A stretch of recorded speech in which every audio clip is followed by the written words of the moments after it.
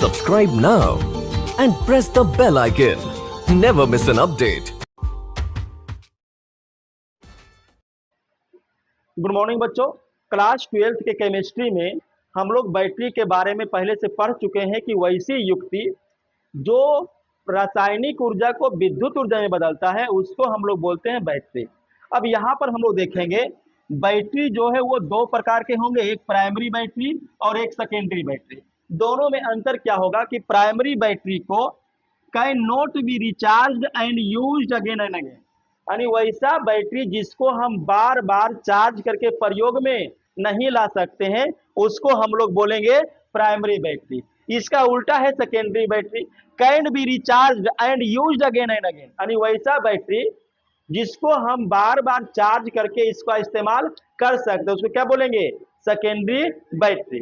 तो यही दोनों में अंतर है। प्राइमरी बैटरी मतलब ऐसा बैटरी जिसको हम चार्ज कर करके दोबारा यूज नहीं कर सकते। दूसरा वैसा बैटरी जिसको हम चार्ज कर करके बार बार यूज कर सकते। तो दो तरह का ये बैटरी हुआ। उसके बाद आगे देखिएगा कि अब देखिए प्राइमरी बैटरी भी दो प्रकार के होंगे, एक ड्राई सेल और एक मरकरी सेल। इसको बटन सेल भी बोलते हैं। देखिए ये जो ड्राई सेल देख रहे हैं, शुष्क सेल है ना, जो हम लोग रिमोट में या टॉर्च में लगाते हैं, निको एवरेडी डूरा सेल जो भी रहे, वो क्या है, ड्राई सेल बैटरी है। और जो देखते होंगे कि इस तरह का घड़ी उड़ी में जो लगाते हैं, ठीक है, उसको हम लोग बोलते हैं, या लेजर लाइट एक आता है छोटा सा मेला में मिलता है, उसमें देखिएगा इस टाइप का बैटरी लगा हुआ रहेगा, स्टील का एक बैटरी, किसको बोलते हैं, बटन बैटरी या फिर मरकरी सेल। ठीक है, तो ये प्राइमरी सेल कितने प्रकार का, दो प्रकार का। अभी खाली इंट्रोडक्शन बता रहे हैं, फिर इसके बारे में विस्तार से पढ़ेंगे। उसके बाद नेक्स्ट देखिएगा सेकेंडरी बैटरी के भी चार प्रकार के होंगे। वैसा बैटरी जिसको हम बार बार इस्तेमाल कर सकते हैं चार्ज करके, उसको क्या बोलेंगे, सेकेंडरी बैटरी। और ये देखिए सेकेंडरी बैटरी चार प्रकार का होगा।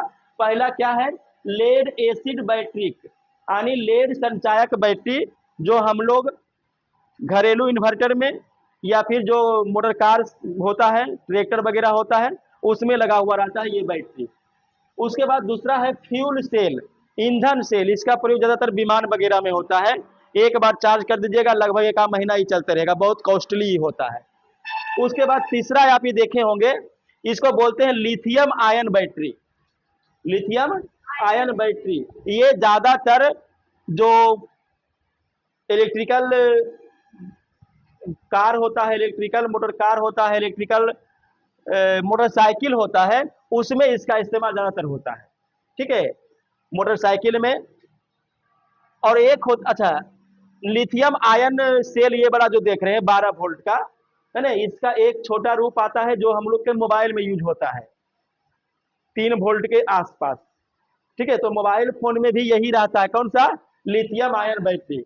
ये 12 वोल्ट का बड़ा साइज जो आपका गाड़ी में लगेगा, और एक हो गया इसका छोटा जो कहाँ लगेगा, मोबाइल में। तो मोबाइल फोन में जो बैटरी होता है वो लिथियम आयन बैटरी होता है। उसके बाद चौथा है nickel cadmium cell, nickel cadmium cell. तो ये चार तरह का देखिए सेकेंडरी बैटरी हम लोग को पढ़ना है। ठीक है, चार तरह का। तो अभी हम लोग को शुरू करना है कहां से, प्राइमरी सेल में ड्राई सेल से। ये इंट्रोडक्शन हो गया कंप्लीट, तो हम लोग ड्राई सेल से शुरू करेंगे। ठीक है, यहां तक आप नोट कर लीजिए। चलिए अब देखिए प्राइमरी सेल, जैसा कि आपको बताए थे, वैसे सेल जिसका रिचार्जिंग नहीं किया जा सकेगा, यानी पुनरावेशन नहीं करेंगे, उसको क्या बोलेंगे, प्राथमिक सेल। प्राथमिक सेल का पहला उदाहरण क्या है, शुष्क सेल, ड्राई सेल। तो यहाँ देखिएगा ये जो ड्राई सेल है, इस ड्राई सेल में ये देखिए बाहर में जो देख रहे हैं ना, ये जस्ता का एक बेलनाकार बर्तन होता है, जस्ता का एक बेलनाकार बर्तन जो काम करता है एनोड का। किसका काम करता है, एनोड का। देखिए शुष्क सेल प्राथमिक सेल का उदाहरण है।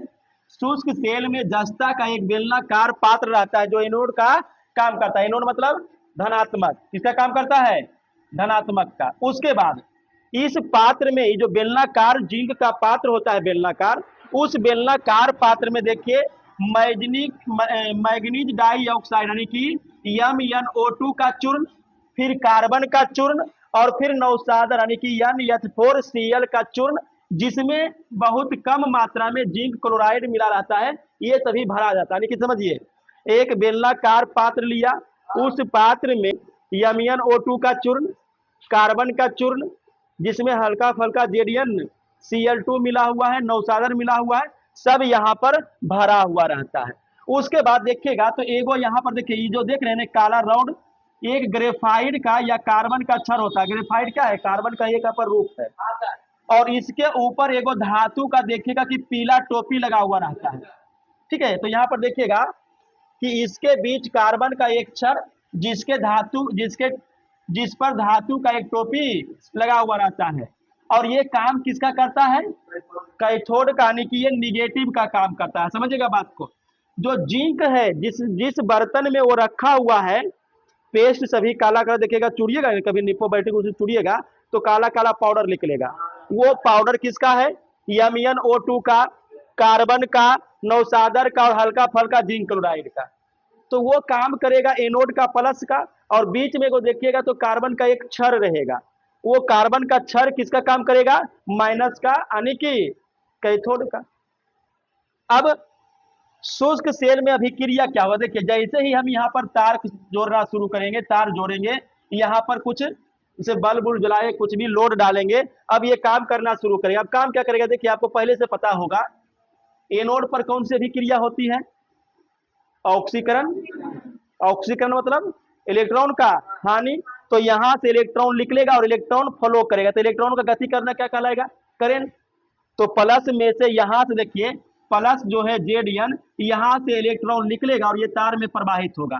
किसमें प्रवाहित होगा? ये तार में। कहां से निकलेगा बोलो तो? प्लस। प्लस मतलब क्या? जिंक से। तो देखिए, एनोड पर क्या होगा?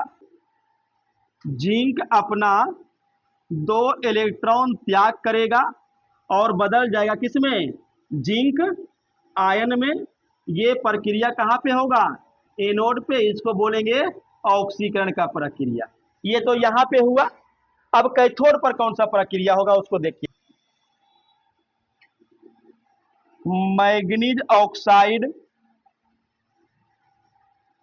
का इसमें जो पेस्ट भरा हुआ है, प्लस इसमें देखिए अल्प मात्रा में नौसादर भी मिला हुआ रहता है, यानी H4Cl, तो वो टूट जाएगा अमोनियम आयन में। और ये 2 इलेक्ट्रॉन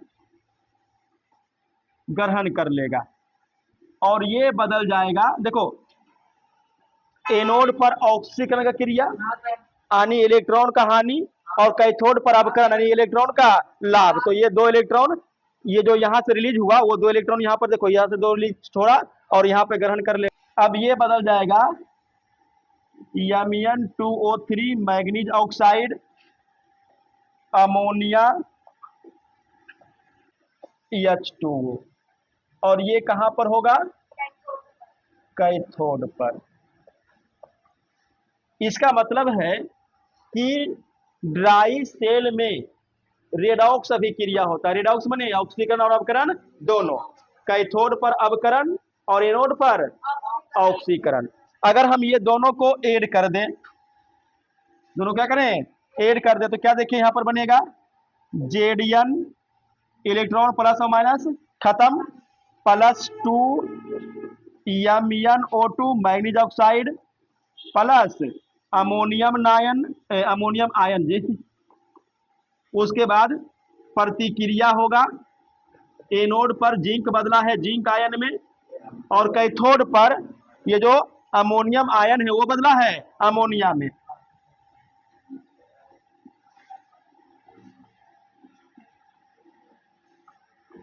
और प्लस H2O, और इसको हम बोलेंगे रेडॉक्स अभिक्रिया, क्योंकि दोनों अभिक्रिया एक ही साथ होता है किसमें? सेल में।